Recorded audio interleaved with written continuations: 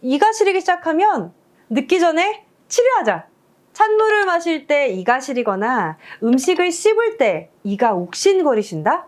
아마 치료 시기가 늦었을지도 모릅니다. 만약 이런 증상이 있다면 오늘 영상을 꼭 보셔야 합니다. 구독과 좋아요 지금 눌러주시고 바로 시작합니다. 출발! 안녕하세요. 시니어의 건강 처방전 시건방의 슈영입니다. 혹시 최근에 치과를 가신 적 있으신가요? 사실 거의들 안 가시지 않나요? 평소에 치과를 꾸준히 가시는 분은 그렇게 많진 않을 거라고 생각됩니다. 저 역시도 치과 가는 것이 힘들더라고요. 결국 치아가 유달리 시리거나 아플 때가 돼서 치과를 가는 경우가 많습니다. 하지만 치아가 시릴 때 치과를 간다면 치료 시기가 늦었을지도 모릅니다. 치아가 시리다면 이미 치아가 마모되거나 잇몸 질환으로 인해 치아 뿌리가 노출되는 등 이미 문제가 생긴 경우가 많기 때문입니다. 치주염 같은 질환이 있는 경우에는 심한 경우 발치를 해야 될지도 모릅니다. 물론 치료가 안 되는 것은 아닌데요. 증세가 있기 전에 꾸준히 검진을 통해 관리하는 것도 물론 필요하고요. 증세가 있다면 빨리 치과로 가서 치료를 하는 것이 좋겠죠. 오늘 치아가 시린 증상의 원인과 치료 방법, 그리고 치아를 관리하는 법과 우리 시니어님들에게도 도움이 되는 정보도 덤으로 알려드릴 테니까 끝까지 시청해주세요.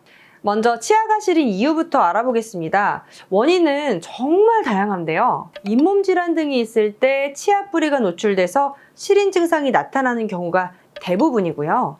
마모도가 높은 치약 사용, 과도한 칫솔질로 치아 뿌리가 상했을 때도 나타납니다.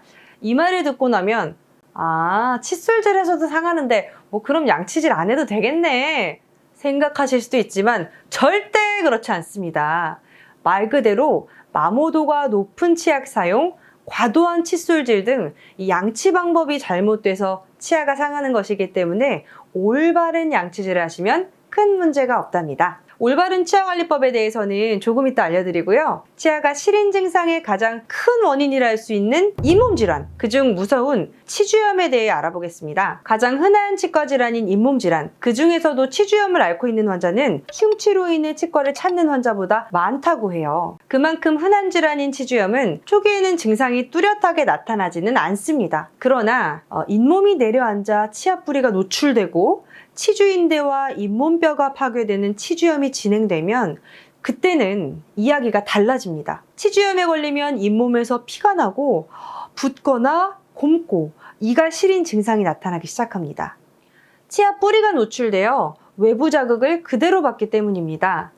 치주염이 완전 심해질 경우에는 건강한 잇몸으로 돌아가는 것이 사실상 어렵다고 하는데요. 그래서 치주염이 본격적으로 진행되기 전에 꾸준한 관리와 치과 검진, 치료가 필요한 것이랍니다. 또 다른 원인 몇 가지가 더 있는데요. 충치나 치수염 때문일 수도 있습니다. 치아가 부식되는 충치의 경우 치아의 하얀 표면으로 가장 딱딱한 부위인 범랑지를 파괴시키면서 내부의 치아신경을 건들게 되고 그로 인해 시린 증상이 나타나고요. 저장력, 음식을 입에 놓고 씹는 힘이 너무 강해 범랑질에 금이 가게 만들고 그 틈 사이로 미생물이나 타액이 침투해 상아질까지 금이 가게 만들어 이가 시린 증상이 나타날 수도 있습니다. 이런 다양한 원인들이 존재하는 상황에서 찬물, 뜨거운 물, 칫솔질, 음식을 씹는 행동, 혹은 찬바람, 구토나 위산역류 같은 자극이 가해지면 시린 치아 증상이 나타나게 되는 것인데요. 증상이 나타난다면 반드시 치과에 방문해서 정확한 원인을 찾고 그에 맞는 치료를 해야 합니다. 시린 치아의 원인을 알았다면 치료법, 관리법에 대해서 알고 있어야겠죠? 치료법은 딱 한 가지로 말씀드릴 수 있습니다. 바로 치과에 방문해서 치료를 받는 것입니다. 원인에 따라 방법은 조금씩 달라지겠지만 충치나 깨진 치아를 치료하는 방법을 이용할 수도 있고 이 내려앉은 잇몸을 다시 올리는 수술을 할 수도 있습니다. 이에 대한 사항은 치과에서 전문적으로 알려주실 거고요. 지금부터는 시린 치아를 관리하는 방법을 알려드릴게요. 우선 잇몸 질환을 방지하기 위해서는 치아를 잘 관리하는 것이 필요합니다. 관리법은 진짜 이거 하나만 기억하셔도 도움이 충분히 되실 거예요. 바로 양치질을 잘하는 것인데요. 양치질도 그냥 하는 게 아니라 올바르게, 그러니까 신경 써서 양치하는 것이 필요합니다. 앞에서도 언급드렸듯이 잘못된 칫솔질이나 마모도가 높은 치약을 사용할 경우 치아 가상에 실인 증상이 나타날 수 있다고 했었는데요. 그래서 올바른 칫솔질을 해야 하고 무엇보다 치약도 잘 선택해야 한답니다. 지금부터 집중하세요. 가장 먼저 치약을 선택하는 법을 알려드릴게요. 마트 가서 요거만 보시면 돼요.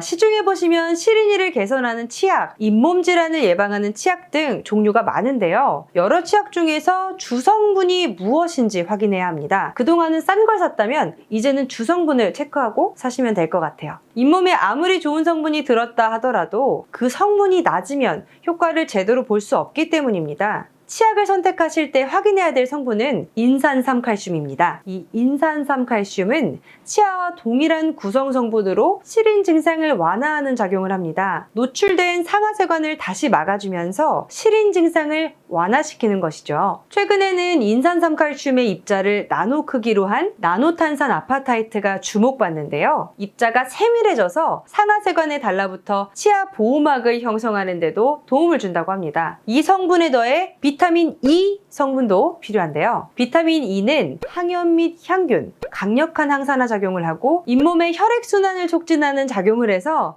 치주 질환을 비롯한 잇몸병 관리에도 효과적이랍니다. 이렇게 똑똑한 치약 선택이 끝났으면 올바른 칫솔법도 아셔야겠죠? 기억해야 할 것은 치아만 닦는 것이 아니라 잇몸까지도 깨끗하게 닦아야 한다는 겁니다. 간혹 양치질을 하다가 피가 나는 경우도 있는데요. 피가 난다고 해서 양치를 제대로 하지 않으면 약해진 잇몸의 음식물 등이 제거되지 않아 치아가 더 약해질 수 있기 때문에 이때도 더욱 꼼꼼하게 양치질을 하셔야 됩니다. 단, 너무 과도하게 힘을 줘서 닦아서는 안 됩니다. 마치 빗자루로 이렇게 먼지를 쓸어내듯이 치아의 표면과 잇몸을 부드럽게 쓸어주는 것이 좋겠습니다. 윗니를 닦을 때는 위에서 아래로 잇몸부터 쓸어주고 아랫니를 닦을 때는 아래에서 위로 쓸어주시고요. 옆으로 닦기보다는 위아래로 닦는 것을 기억하세요. 이렇게 시린 치아의 원인과 치료법, 관리법에 대해서 하나씩 알아봤는데요. 마치기 전 우리 사랑하는 시니어님들을 위한 정보도 하나 더 알려드리려고 합니다. 만 65세 이상 어르신이라면 틀니, 임플란트를 70% 할인된 비용으로 받으실 수 있습니다. 혹시라도 치아 가상에 발차고 나서 해당 진료가 필요하시다면 진료를 받으시는 치과에 문의하시면 되고 의료급여 수급자라면 주민센터에 문의하시면 친절하게 안내받으실 수 있을 거예요. 오늘 이렇게 알려드린 정보 잘 기억하셨다가 주변 친구분들에게 많이 알려주시고요. 다음에도 시니어의 건강 처방전 시건방을 통해 알찬 정보 전해드릴 테니까 구독과 좋아요 꾹 눌러주세요. 이상 슈퍼시니어 시건방의 슈영이었습니다. 감사합니다.